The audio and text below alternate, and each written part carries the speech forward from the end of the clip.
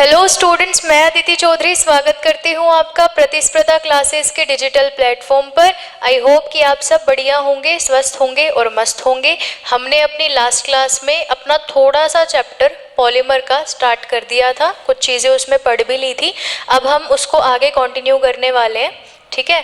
जैसे थोड़ा सा पहले डिस्कस कर लेते हैं कि हमने क्या पढ़ा था लास्ट क्लास में, उसके बाद फिर हम इसको आगे से स्टार्ट करते हैं, ठीक है।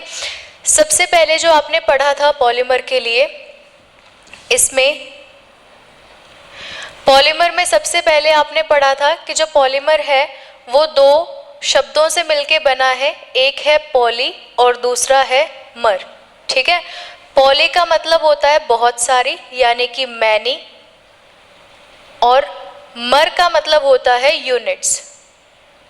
ओके, पॉली मीन्स मैनी और मर मीन्स यूनिट्स, यानी कि पॉलीमर जो एक शब्द है वो बहुत सारी यूनिट से मिलकर बना हुआ है। बहुत सारी यूनिट्स को हम एक साथ जोड़ देते हैं, चाहे वो सेम यूनिट्स हों और चाहे वो अलग अलग यूनिट्स हों। जब हम उनको एक साथ जोड़ देते हैं तो वो जो पूरा मॉलिक्यूल बनता है, वो जो बड़ा वाला मैक्रो मॉलिक्यूल बनता है, उसी को ही हम क्या बोलते हैं? पॉलीमर बोलते हैं। इतना हमने पढ़ा था स्टार्टिंग में, जब हमने थोड़ा सा इंट्रोडक्शन किया था। फिर हमने ये बोला था कि जो आपके पॉलीमर होते हैं उनको क्या बोला जाता है? नॉर्मल प्लास्टिक बोला जाता है। जितने भी आपके प्लास्टिक हैं सब कैसे हैं? पॉलीमर हैं। जब हमने पॉलीमर के बारे में पढ़ा, फिर उसके बाद हमने डिस्कस किया पॉलीमर का क्लासिफिकेशन, यानी कि वर्गीकरण पॉलीमर का, कि कितने टाइप से कितने भागों में हमने इसको बांटा हुआ है, वर्गीकरण कैसे किया हुआ है। तो देखो, अगर आपको ध्यान हो, आपने अगर लास्ट क्लास देखी है, नहीं देखी तो उसमें ज़रूर देख लेना, क्योंकि उसमें ज़्यादा अच्छे से एक्सप्लेन किया हुआ है। अभी हम अपनी पुरानी क्लास का क्या कर रहे हैं? छोटा सा रिवीजन कर रहे हैं, ठीक है। देखिए, आपने पॉलीमर को क्लासिफिकेशन किया था। पहला क्लासिफिकेशन आपने किया था किसके अकॉर्डिंग? सिंथेसिस के अकॉर्डिंग, बनाने के अकॉर्डिंग, जो कितने टाइप्स में था आपका? 3 टाइप्स में, ठीक है। देखिए एक बार इसमें नेक्स्ट पेज ले लेते हैं, थोड़ा सा डिस्कस करते हैं, उसके बाद देखते हैं। यहीं पे डिस्कस कर लेते हैं, बाद में इसको देखेंगे, ठीक है। देखो, पहले आपने क्या किया था? जो आपका पहला क्लासिफिकेशन था वो किसके लिए था? सिंथेसिस के लिए था। सिंथेसिस का मतलब होता है कि कैसे बनाए जाते हैं, ठीक है। अब इसके अकॉर्डिंग, सिंथेसिस के अकॉर्डिंग कितने टाइप्स के थे आपके? थे 3 टाइप्स के। कौन कौन से? एक आपके थे नेचुरल, जो हमें प्रकृति से प्राप्त होते हैं, नेचर से मिलते हैं। दूसरा थे आपके सिंथेटिक, जो कैसे होते हैं? मानव निर्मित होते हैं। कैसे होते हैं ये? मैन मेड, मानव के द्वारा बनाए जाते हैं। तीसरे थे आपके सेमी सिंथेटिक। सेमी सिंथेटिक कैसे थे भाई?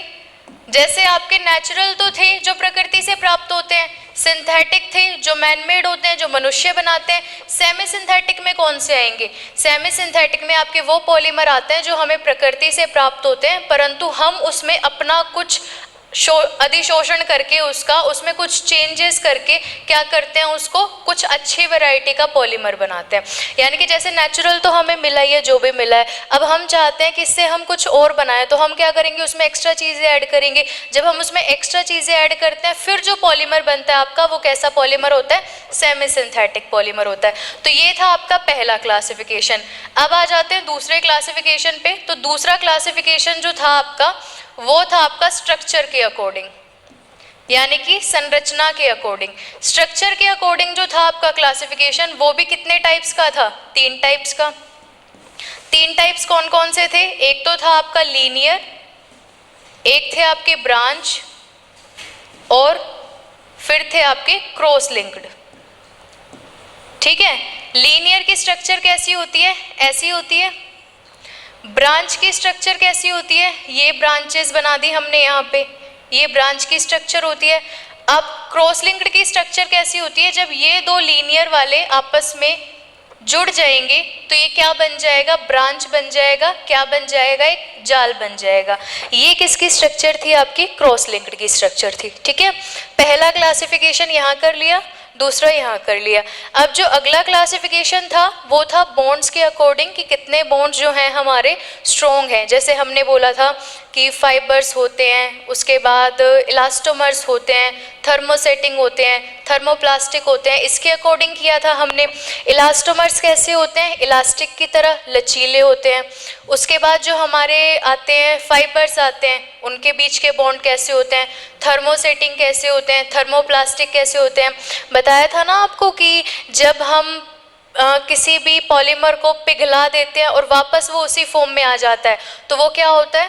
थर्मोप्लास्टिक होता है। और जब हम किसी पॉलीमर को पिघला देंगे और वापस वो उसी फॉर्म में ना आए, यानी कि जो पहले उसकी स्ट्रक्चर थी वापस वो ना बने, या फिर हम उससे कोई और चीज़ नहीं बना सकते, वो बिगड़ गया है, तो वो कौन सा होगा? वो आपका होगा थर्मोसेटिंग पॉलीमर। क्लियर है? इतना ठीक है। अब इसके बाद हमारा ये हो गया, थर्ड क्लासिफिकेशन हो गया। थर्ड क्लासिफिकेशन में हमने क्या पढ़े थे? इलास्टोमर्स, उसके बाद फाइबर्स, ठीक है। फिर आपने पढ़े थे थर्मोसेटिंग,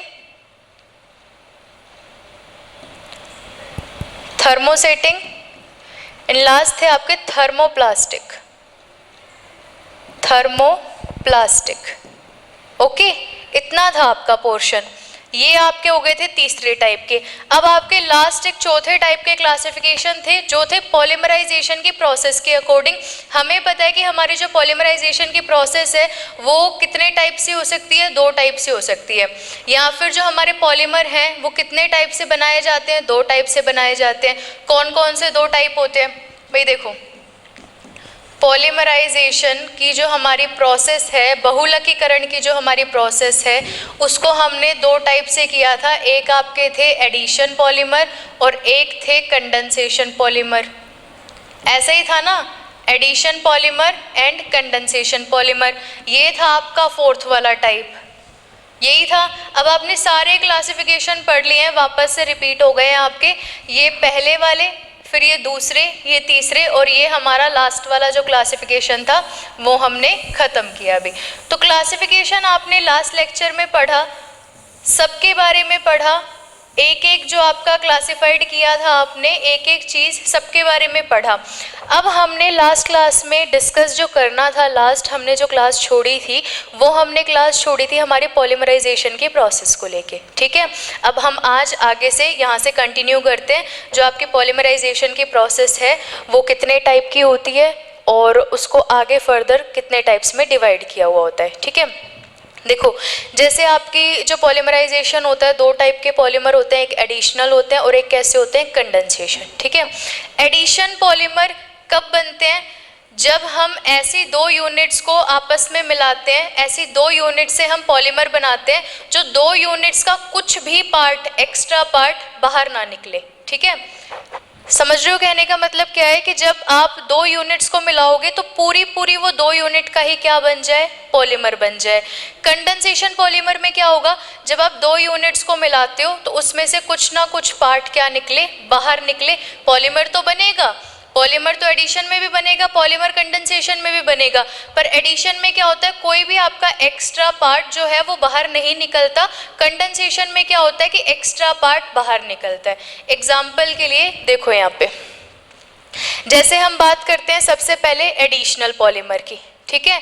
एडिशनल पॉलीमर में हम एग्जाम्पल ले सकते हैं पॉलीथीन का। किसका एग्जाम्पल? पॉलीथीन का एग्जाम्पल ले सकते हैं। पॉलीथीन के लिए मोनोमर यूनिट जो है हमारी वो क्या है? एथीन है, यही है ना। अब आपने एक मोनोमर यूनिट ले ली, यहाँ पे एथीन की 2 मोनोमर यूनिट ले ली, ठीक है। ऐसे ही हम क्या करते हैं? बहुत सारी लेते हैं। फिलहाल हम क्या ले रहे हैं? 2 ले रहे हैं। इसका क्या कराएंगे? पॉलीमराइजेशन कराएंगे यहाँ पे, ओके। पॉलीमराइजेशन कराया। अब पॉलीमराइजेशन से क्या होता है? यहाँ पे यही बनेगा,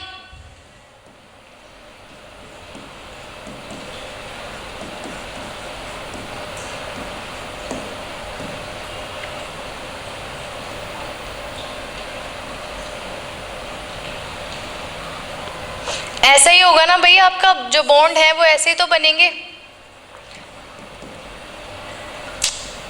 एक सेकेंड,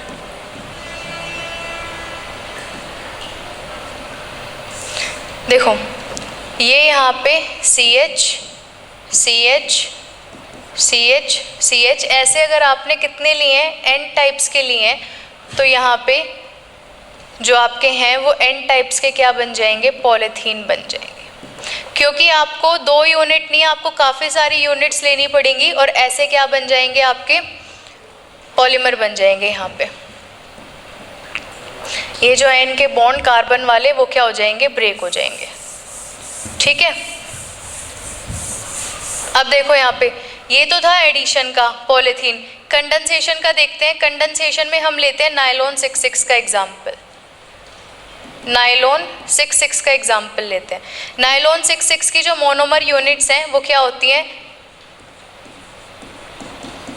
हेक्सा, मैथिलीन, डाइएमीन, जिसका फॉर्मूला क्या होता है आपका CH2 6 NH2 और ये NH2। ये आपकी हो गई एक मोनोमर यूनिट। दूसरी मोनोमर यूनिट होती है आपकी एडिपिक एसिड। एडिपिक एसिड, ठीक है, इसका फॉर्मूला क्या होता है CH2 होल 4 COOH COOH। ठीक है, ये आपकी हो गई। अब इन दोनों को देखो पॉलीमराइजेशन कैसे करेंगे। पहले हमने ले लिया, हमारे पास क्या है, हेक्सामेथिलीन डाइएमीन, ये NH2, यहाँ पे CH2 6 NH2, एक मोनोमर यूनिट ये हो गई, प्लस एडिपिक एसिड लो HOOC, फिर CH2 4 COOH। क्या कराओगे, पॉलीमराइजेशन कराओगे। यहाँ पे जब आप पॉलीमराइजेशन कराते हो ना, तो यहाँ पे क्या होता है, जैसे आपका एक सेकेंड NH2 है ना, इसको ऐसे लिखते हैं यहाँ पे, जो थोड़ा सा आपको क्लियरली समझ आए। देखो ये NH2 है हमारे पास, तो हमने एक H यहाँ पे लगाया और एक यहाँ लगा दिया। ठीक है, ओनली समझने के लिए। अब देखो यहाँ क्या होता है कि ये वाला आपका OH और एक H, ये क्या होता है, निकल जाते हैं, माइनस हो जाते हैं। माइनस H2O, मतलब H2O जो है वो क्या हो जाएगा, बाहर निकल जाएगा। जब H2O यहाँ से बाहर निकल जाएगा तो बचेगा क्या हमारे पास, बचेगा क्या यहाँ पे, ये आपके पास बचेगा। देखिए वहाँ से लास्ट में से भी ये H2 बाहर निकल जाएगा। अगर हम लेंगे बहुत सारे टाइप के तो लास्ट में से भी ये H बाहर निकल जाएगा। फिलहाल हम नहीं मान रहे, फिलहाल हम इसके लिए ही देख रहे हैं। तो ये देखो क्या होगा यहाँ पे CH2, उसके बाद N के साथ क्या है, सिर्फ एक H है और क्या है OC, उसके बाद हमारे पास क्या बचेगा CH2 4 COOH। ऐसा ही है। अब वापस से इसमें से क्या, एक H और यहाँ से भी क्या निकलेगा OH। तो ऐसे करके, जैसे आपने नॉर्मल देखा, अगर आपको ऐसे कुछ नहीं लग रहा, ये इजी नहीं लग रहा आपके एग्ज़ाम के हिसाब से, तो बस आपको इतना याद रखना है कि जो एडिशनल जो हमारे पॉलीमराइजेशन होते हैं, जो हमारे योगात्मक बहुलकीकरण की क्रिया होती है, उसमें कोई भी एक्स्ट्रा चीज़ बाहर नहीं निकलती। जैसे H2O है, HCl है, NH3 है, कुछ भी बाहर नहीं निकलेगा। जितनी जितनी मोनोमर यूनिट ले रहे हो उतना उतना क्या बन जाएगा, पॉलीमर बन जाएगा। जब आप कंडेंसेशन की क्रिया करवाओगे तब आप 2 मोनोमर यूनिट लोगे तो पॉलीमर तो बनेगा, साथ में एक्स्ट्रा चीज़ें हैं जैसे H2O है, HCl है, NH3 है, वो क्या हो जाएंगी, बाहर निकल जाएंगी। जैसे हमने यहाँ पे ये वाला बॉन्ड और ये वाला बॉन्ड ब्रेक किया है और फिर हमने क्या किया, दोनों को साथ में जोड़ दिया, तो H2O हमारा क्या है, बाहर निकला है। क्लियर है इतना, ये समझाना चाह रही थी मैं आपको। ठीक है, तो आपको समझ में आ गया कि आपकी योगात्मक बहुलकीकरण और जो आपका संगनन बहुलकीकरण है उसमें क्या अंतर है। अब देखो योगात्मक बहुलकीकरण जो होता है ना आपका, वो भी आगे फर्दर टाइप्स का होता है। योगात्मक बहुलकीकरण में आपके 2 आते हैं, एक तो आपके आते हैं फ्री रेडिकल पॉलीमराइजेशन और एक आते हैं आयनिक पॉलीमराइजेशन। फ्री रेडिकल में क्या होगा, फ्री रेडिकल बनेंगे, मुक्त मूलक बनेंगे। आयनिक में क्या होगा, आयनिक आपको पता है कितने तरह के आयन्स होते हैं, एक हमारे पास धनायन होते हैं, एक हमारे पास क्या होता है, ऋणायन होते हैं। यानी कि एक केटायन होते हैं और एक एनायन होते हैं। तो वही 2 टाइप से चेंजेस हो जाएंगे, केटायनिक पॉलीमराइजेशन हो जाएगा, एनायनिक पॉलीमराइजेशन हो जाएगा। समझ रहे हो। देखो पहला हमने देखा कि पॉलीमराइजेशन में हमने देखा कितने टाइप्स के होते हैं, addition, additional polymerisation, okay, and condensation polymerisation, condensation polymerisation. अब यहाँ पे आपने देखा कि एडिशन जो होते हैं वो फर्दर कितने टाइप्स के होते हैं, ये होते हैं आपके free radical, free radical polymerisation, और यहाँ पे आपके आते हैं आयनिक पॉलीमराइजेशन। एक सेकेंड, आयनिक पॉलीमराइजेशन, ओके। अब आयनिक में भी कितने टाइप्स के होते हैं, 2 टाइप्स के। आयनिक में 2 टाइप्स के कौन से होते हैं, एक आपके होते हैं केटायनिक और एक कौन से होते हैं, anionic. Cationic polymerization and anionic polymerization, इतना ठीक है। एक हमारे होते हैं कंडेंसेशन पॉलीमराइजेशन। तो आज आपको इनका देखना है क्लासिफिकेशन किस तरह से किया हुआ है हमने, ये आपका क्या है, फ्लो चार्ट है इसका, ठीक है। चलो नेक्स्ट देखते हैं आगे। देखो अब इसमें इतना जितना आपको समझाया है इतना देख लेते हैं एक बार। यहाँ देखिए, बहुलकीकरण की विधियाँ कितनी तरह की होती हैं, 2 तरह की होती हैं। एक आपकी कौन सी होती है, योगात्मक बहुलकीकरण जिसको बोला जाता है एडिशनल पॉलीमराइजेशन। एक होते हैं आपके संगनन बहुलकीकरण जिसको बोला जाता है हमारा कंडेंसेशन पॉलीमराइजेशन। क्लियर है। नेक्स्ट देखिए, अब आगे चलते हैं। देखो योगात्मक बहुलकीकरण कैसे बनता है, मैंने आपको बताया था। क्या करते हो, जब आप जो मोनोमर यूनिट ले रहे हो वो क्या हो रही है, आपस में मिक्स होकर पॉलीमर बना रही है, कोई भी एक्स्ट्रा चीज बाहर नहीं निकल रही। देखो असंतृप्त एकलक अणु परस्पर योगात्मक अभिक्रिया द्वारा बहुलक का निर्माण करते हैं, तो यह प्रक्रिया योगात्मक बहुलकीकरण कहलाती है।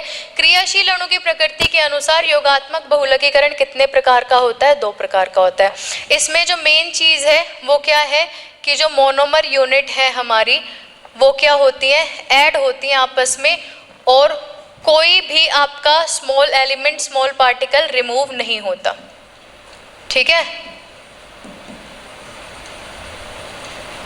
इसमें से कुछ भी आपके जो स्मॉल पार्टिकल्स है, जैसे आपका H2O है, HCl है, NH3 है, वो क्या होता है, बाहर नहीं निकलता। इतना सा बस आपको याद रखना है। ये आपके क्या होते हैं, एडिशन होते हैं। एग्जाम्पल जैसे आपका पॉलीथीन हो गया, पॉलीवाइनिल क्लोराइड हो गया, टेफ्लॉन हो गया, ये सारे किसके एग्जाम्पल हैं, आपके एडिशनल पॉलीमराइजेशन के। एग्जाम्पल लिख सकते हो आप यहाँ पे, एग्जाम्पल लिखोगे तो ये किसका हो जाएगा, पॉलीथीन का, ठीक है, और आपका हो जाएगा PVC का प्लस स्टाइरिन, ये ले सकते हैं इसमें, टेफ्लॉन, बहुत सारे एग्जाम्पल हैं आपके, ठीक है।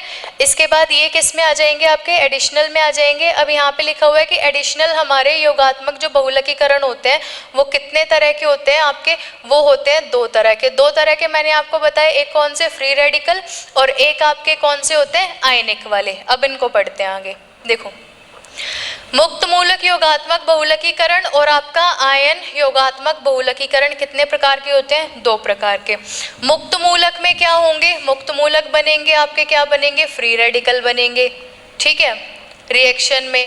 और ऐसे आपके जो आयनिक योगात्मक है, अब आयनिक योगात्मक आयंस कैसे होते हैं, या तो हमारे पॉजिटिव होते हैं या कैसे होते हैं, नेगेटिव।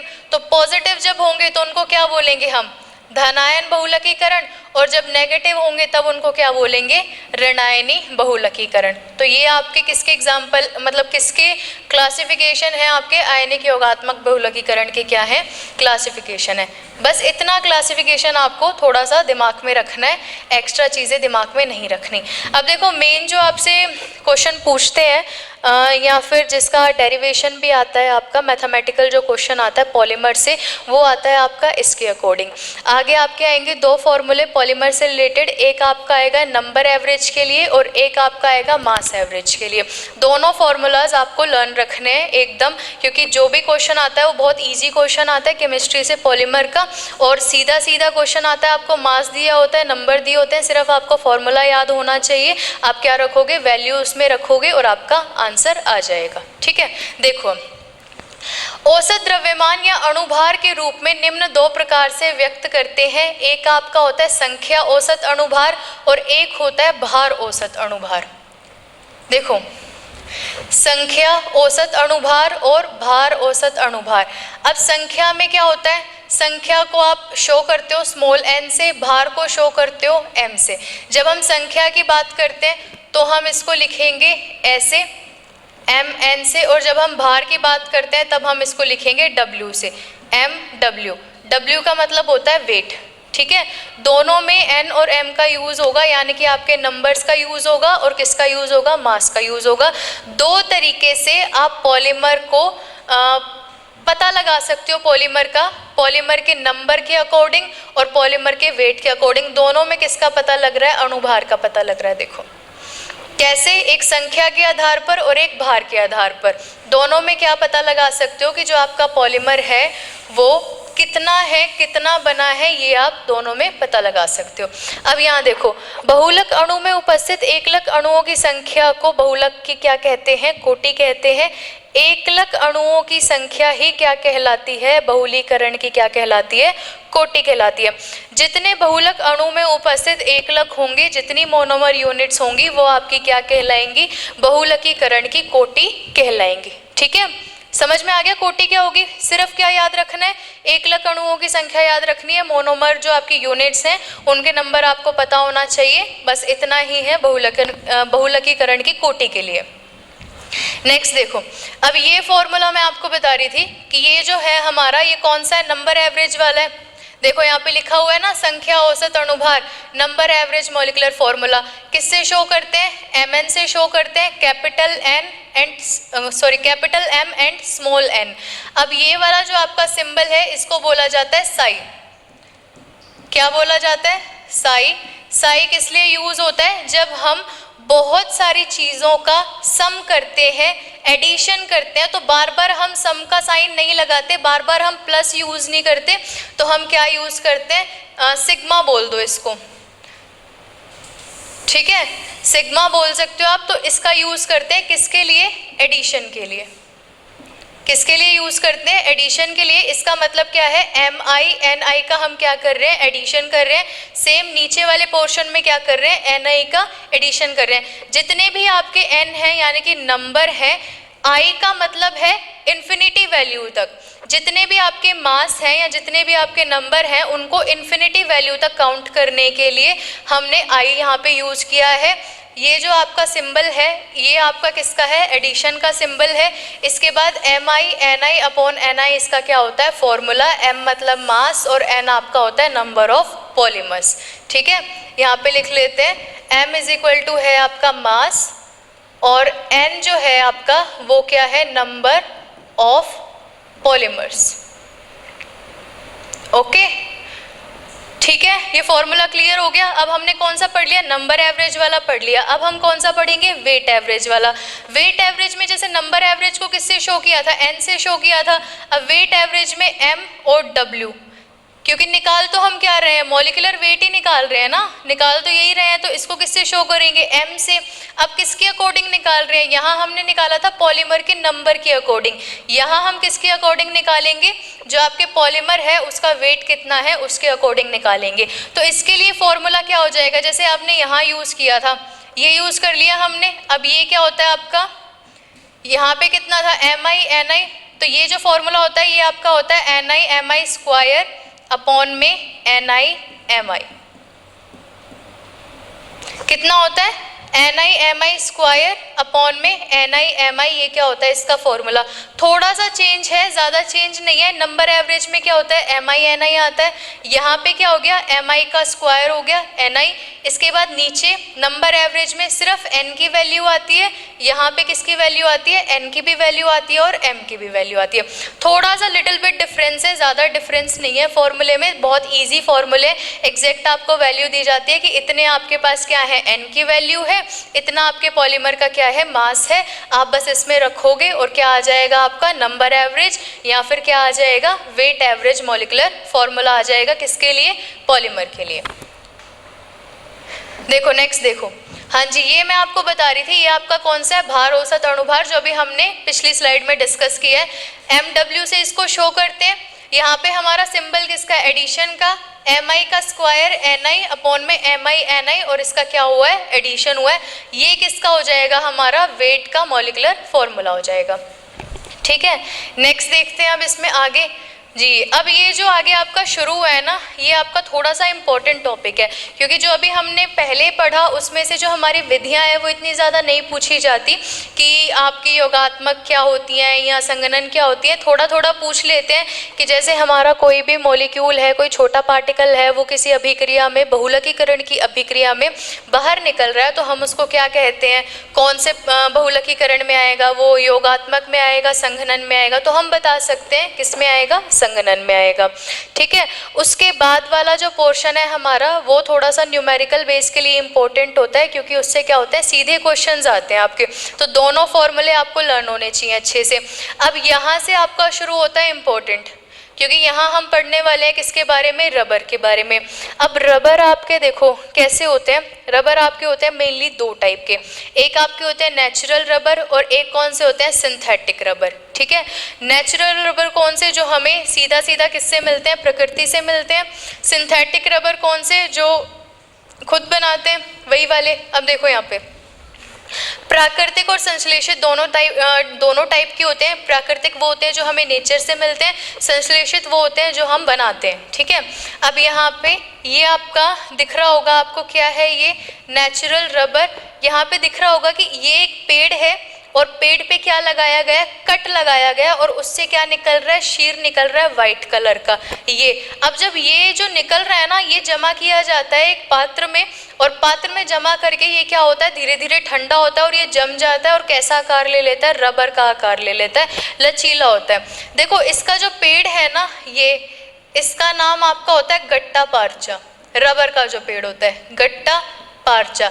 इसमें क्या लगाया जाता है, चीरा लगाया जाता है, और चीरा लगाने के बाद क्या होता है, सफ़ेद जो आपका शीर होता है ना, वो आता है, और उसको क्या किया जाता है, यहाँ पे इकट्ठा किया जाता है, और इकट्ठा करने के बाद वो किस में चेंज हो जाता है, आपका रबर में चेंज हो जाता है, और हमें क्या मिलता है, नेचुरल रबर मिल जाता है। पेड़ से क्या मिलता है, नेचुरल रबर मिल जाता है, जो आप यहाँ पे देख रहे हो।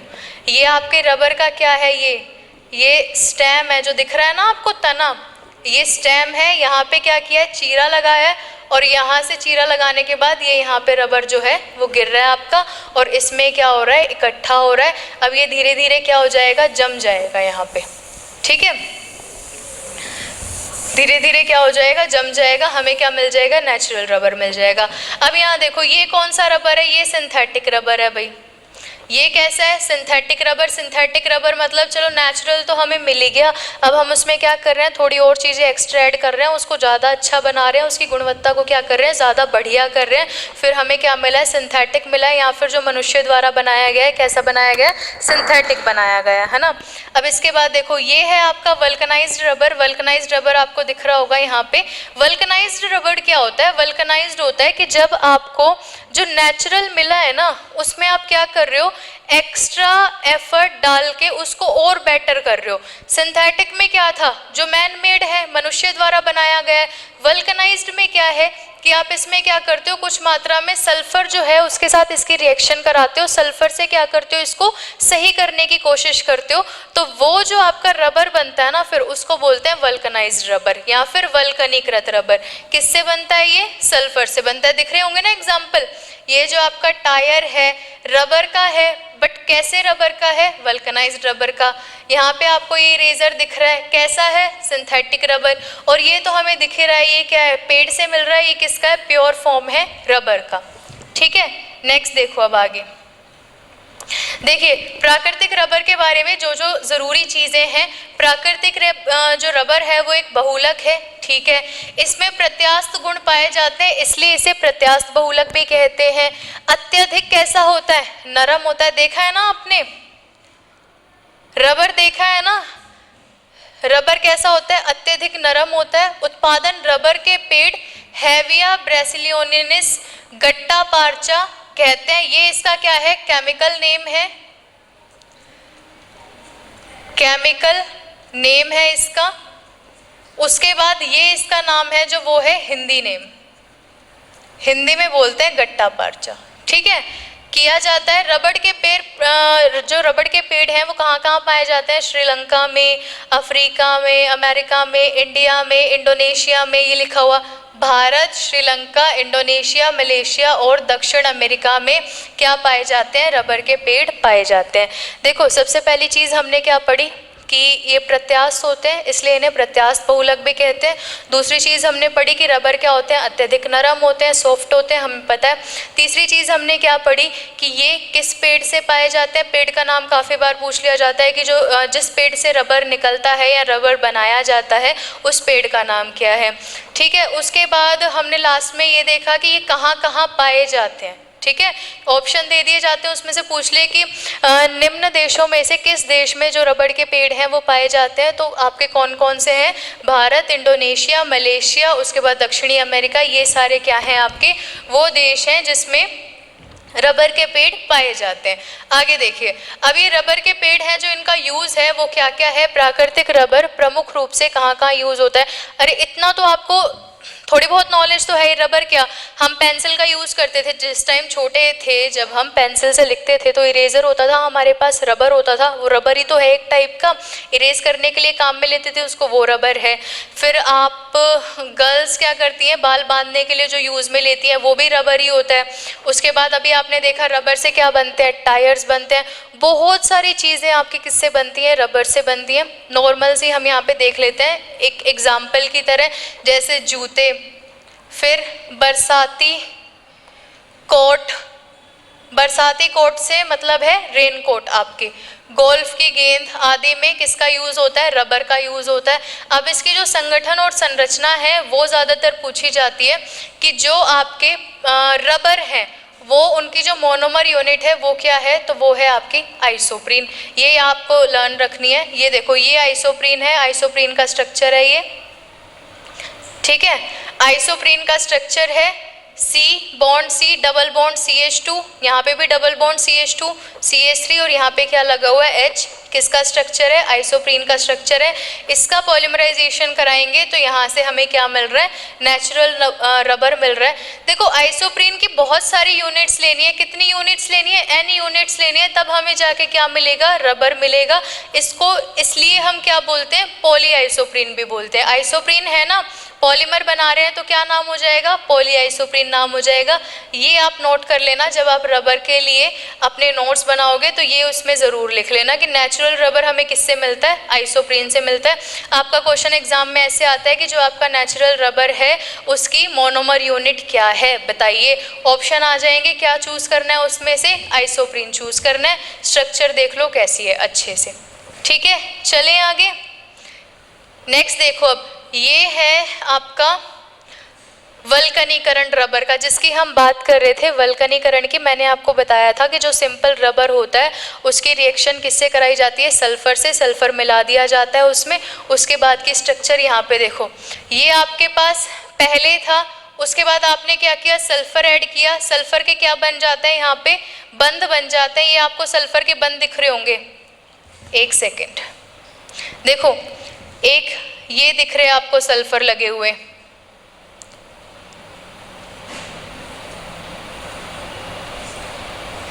कितने सल्फर है इसमें? 8 है ना। जो हमारा सल्फर है वो अणु के रूप में कैसा होता है? S8 में ही तो होता है। कितने सल्फर है? 8 सल्फर यूज किए। पहले ये क्या थे? सिंपल थे। देखो दोनों जुड़े नहीं हुए थे आपस में। जब हम दोनों को आपस में जोड़ते हैं हम किसका यूज करते हैं? सल्फर का। फिर दोनों आपस में जुड़ते हैं, बीच में देखो किसके बॉन्ड दिख रहे हैं आपको? सल्फर के बॉन्ड दिख रहे हैं। अब ये कैसा स्ट्रक्चर है आपका? कैसा है? क्रॉस लिंक्ड स्ट्रक्चर है ना। सल्फर ने क्या किया? 2 मोनोमर यूनिट्स लिए हैं आपकी सेम सेम, और दोनों में क्या है? दोनों को आपस में जोड़ दिया है सल्फर ने। कैसा स्ट्रक्चर है? क्रॉस लिंक्ड स्ट्रक्चर है। सल्फर ने इसके साथ कैसे बॉन्ड बनाए हैं? क्रॉस लिंक्ड तरीके से क्या हुआ है? अटैच हुआ है। इसी को ही क्या बोलते हैं? रबर का वल्कनीकरण बोलते हैं। रबर में सल्फर को ऐड कर देना, उसको ज़्यादा अच्छा बनाने के लिए उस प्रक्रिया को क्या बोला जाता है? वल्कनीकरण की प्रक्रिया बोला जाता है, या फिर रबर का वल्कनीकरण कहते हैं। चलें आगे। नेक्स्ट देखो, इसमें अब हमने बात की थी किसकी? नेचुरल रबर की। यहाँ बात करने वाले हैं संश्लेषित रबर की। नेचुरल रबर में याद रखने वाली चीज़ें जो हमने पढ़ी हैं, प्रत्यास्थ होते हैं, नरम होते हैं, एग्जाम्पल पढ़ लिए, जूतों में काम आते हैं, आपके रेनकोट्स में काम आते हैं, एग्जाम्पल पढ़ लिए ना। उसके बाद जो मेन चीज़ है याद रखने वाली, वो मेन चीज़ क्या है कि इसकी जो हमारी मोनोमर यूनिट होती है वो क्या होती है, आइसोप्रीन होती है। आइसोप्रीन से हमारे पास क्या बनता है, पॉली आइसोप्रीन बनता है, या फिर उसको क्या बोलते हैं, नेचुरल रबर बोलते हैं। अब यहाँ देखो, ये आपके कौन से हैं, संश्लेषित रबर है। संश्लेषित रबर कौन से होते हैं, जो मानव के द्वारा निर्मित होते हैं। यहाँ पे लिखा हुआ है, देखिए ये जो रबर है ये कैसे है, मानव निर्मित रबर है। उसके बाद प्राकृतिक रबर की तरह ही इनमें कैसे गुण पाए जाते हैं, भौतिक गुण पाए जाते हैं। संश्लेषित रबर 1,3-ब्यूटाडाइईन के क्या होते हैं, व्युत्पन्न होते हैं। 1,3-ब्यूटाडाइईन के क्या होते हैं, व्युत्पन्न होते हैं। नेक्स्ट देखो आगे, अब ये आपके हैं एग्जाम्पल नेचुरल पॉलीमर के और किसके, सिंथेटिक पॉलीमर के। देखो जो हम आगे पढ़ने वाले हैं ना, जैसे आपके कुछ चीज़ें रह गई हैं, कौन कौन सी चीज़ें रह गई हैं, अभी हमने लास्ट क्या पढ़ा था, संश्लेषित रबर पढ़ा। अभी हमें संश्लेषित रबर में क्या पढ़ना है कि कितने टाइप के होते हैं, जैसे आपके ब्यूना S, ब्यूना N, इनकी मोनोमर यूनिट क्या होती है, फिर आपके नायलॉन 6 क्या होते हैं, नायलॉन 6 क्या होते हैं। सारी चीज़ें अभी पढ़ी नहीं है आपने, पॉलीमर इतने ज़्यादा कहाँ, जो अभी आने वाले हैं, जो अभी मोनोमर यूनिट्स हैं वो आपने कहाँ पढ़ी हैं। तो वो हम जो पढ़ेंगे ना अभी, वो हम पढ़ेंगे नेक्स्ट लेक्चर में, क्योंकि लेक्चर आपका थोड़ा सा लंबा हो जाता है इस वजह से। तो अभी हम देखो यहाँ पे हमने रबर के बारे में पढ़ लिया, नेचुरल रबर के बारे में पढ़ लिया, सिंथेटिक रबर के बारे में पढ़ लिया क्या होते हैं। अब जो एक्चुअल में रबर होते हैं ना, जो बनाए गए हैं, उनकी मोनोमर यूनिट क्या होती है वो हम पढ़ेंगे अपनी नेक्स्ट क्लास में, डिस्कस करेंगे उसको, ठीक है। नेक्स्ट क्लास में डिस्कस करने से पहले थोड़ा सा जैसा आपने पॉलीमर के बारे में पढ़ा है वो देख लेते हैं। यहाँ पे ये किस टाइप के हैं, ये नेचुरल पॉलीमर है। ये किस टाइप के हैं, सिंथेटिक पॉलीमर है। नेचुरल पॉलीमर किसके द्वारा बनाए जाते हैं, लिविंग ऑर्गेनिज्म के द्वारा। सिंथेटिक पॉलीमर कैसे बनाए जाते हैं, केमिकल रिएक्शन के द्वारा। ये दिख रहे होंगे आपको, डीएनए, रबर, सेल्यूलोज, वूल, ये सब किस में आते हैं, नेचुरल पॉलीमर में आते हैं। डीएनए इंसानों में आपके होता है, डीएनए नेचुरल होता है। रबर हमें कहाँ से मिलता है, पेड़ से मिलता है, रबर का पेड़ होता है। सेल्यूलोज, उसके बाद वूल, ये सारी चीज़ें क्या है, प्राकृतिक है, नेचुरल चीज़ें। अब यहाँ पे आ जाओ, नायलॉन का बैग, पॉलिएस्टर की टी शर्ट, टेफ्लॉन का आपका क्या, बर्तन, नॉन स्टिक बर्तन है ना टेफ्लॉन के। उसके बाद ये आपके हैं इपॉक्सी, ये सारे क्या हैं, सारे आपके एग्जाम्पल हैं किसके, सिंथेटिक पॉलीमर के। मैं होप करती हूँ कि आपको पॉलीमर समझ आ गया होगा कि नेचुरल सिंथेटिक क्या होते हैं, कितने टाइप से हमने इसको डिवाइड किया है, कैसे कैसे ये बनाए जाते हैं, क्या क्या इनकी प्रोसेस होती है, इतना आपको क्लियरली समझ आ गया होगा। तो आज की जो क्लास है हमारी, वो आज की क्लास हम यहीं पे ख़त्म करते हैं। जो हमारे बाकी पॉलीमर बचे हुए हैं उनको हम पढ़ेंगे नेक्स्ट क्लास में, जो क्लास आपके लिए बहुत इंपॉर्टेंट होने वाली है, क्योंकि ज़्यादातर क्वेश्चंस आपके उस क्लास से आने वाले हैं जिसमें हमने पॉलीमर और उनकी मोनोमर यूनिट्स के बारे में पढ़ना है। तो आई होप कि आपको आज की क्लास अच्छी लगी होगी, आपने काफ़ी अच्छी चीज़ें आज क्लास से सीखी हैं और आगे भी हम सीखने वाले। तो अगर आपको क्लास अच्छी लगी हो तो लाइक करना बिल्कुल मत भूलना। Thank you so much.